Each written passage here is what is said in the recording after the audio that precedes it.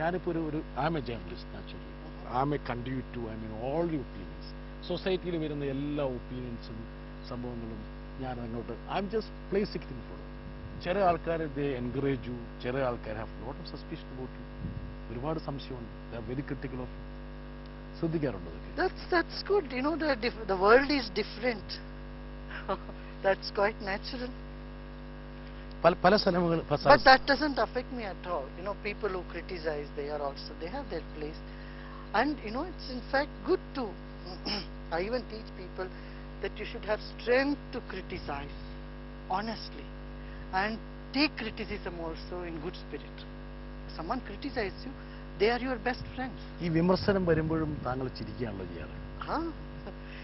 അത് വിമർശനത്തിൽ ഏതാണ് നല്ല സത്വം ഇരുന്നോ തത്വം ഇരുന്നോ അത് ഞങ്ങൾ സ്വീകരിക്കും. ദേഷ്യത്താല ഇല്ല ഏതാണ് out of prejudice, if they say, then smile at the ignorance. ഞാൻ ഞങ്ങളുടെ സുഹൃത്തുക്കളോട് സംസാരിക്കുമ്പോൾ താങ്കൾ ഡിസൈപ്പിൾസ് എന്ന് പറയുന്ന ഒരു കാര്യമുണ്ട്. അതായത് ഒരു ചിരിയിൽ യു ഡിസാം എവരിബഡി. ഒരു പുഞ്ചിരിയിൽ you want to disarm everybody. അതായത് ആൾക്കാർ വരുന്നവർ എത്ര വിമർശനമുള്ള ആൾക്കാരെ താങ്കൾ ഒരു ചിരിയിൽ വീഴ്ത്തും.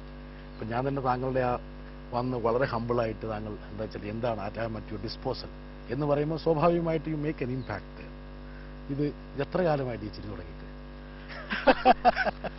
അത് എങ്കിൽ സ്വഭാവത്തിലും ഉണ്ടല്ലോ. കൊച്ചു കുഞ്ഞായിരിക്കുമ്പോൾ തന്നെ ചിരിക്കണം. അത് ഞങ്ങൾ one thing, I never did anything that's not in my nature. I never say anything that's not within my experience. എപ്പോഴും എന്റെ മനസ്സിലേക്ക് വരുന്ന ഒരു കാര്യം ശ്രീ ഓപ്പൺ. അതായത് സാധാരണ that keeps you light and happy.